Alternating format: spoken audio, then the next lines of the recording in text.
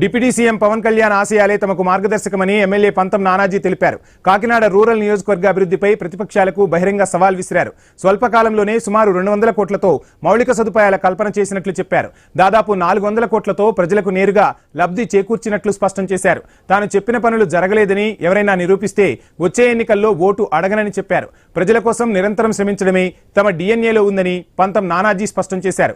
ప్రజాక్షేత్రంలో జనసేన ప్రభంజనం కొనసాగుతోందని అన్నారు. జనసేన ఆవిర్భావ దినోత్సవం సందర్భంగా నియోజకవర్గంలో వేడుకలు నిర్వహించారు.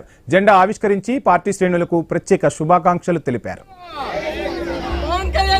ఇవాళ కాకినాడ రూరల్ కూడా ఛాలెంజ్ చేసి చెప్తా ఉన్నాను. ఇవాళ 200 కోట్ల రూపాయలు పై రుచులకు అభివృద్ధి చేసాం. 400 కోట్ల దగ్గర సంక్షేమం పూర్తి చేసామని చెప్పి చాలా ఘనంగా చెప్తా ఉన్నాం. ఈ వేడుక అయిన తర్వాత మేము చేసినటువంటి అభివృద్ధి ఇవాళ ఆవిష్కరణ చేసి చూపిస్తా ఉన్నాం. ఛాలెంజ్ చేస్తా ఉన్నాం. ఆ ఆవిష్కరణ చేసిన తర్వాత ఆ ఛాలెంజ్లో ఏ ఒక్కడి మీద చేయలేకపోయినా ఆల్రెడీ చేసినవి అభివృద్ధి జరుగుతున్నాయి. రేపు ఆల్రెడీ ఎస్టిమేట్స్ పంపి థ్యాంక్స్ అయినాయి. ఇప్పుడు 3 కలిసి పెట్టడం జరిగింది. ఆ 3టిలో ఏది చేయకపోయినా సరే ఎవరిని కాకినాడ రూరల్లో ఎవరిని కూడా వచ్చి ఓటు అన్నది అడగనని చెప్పి నేను ఛాలెంజ్ చేస్తాను. ఇవాళ కాకినాడ రూరల్ కూడా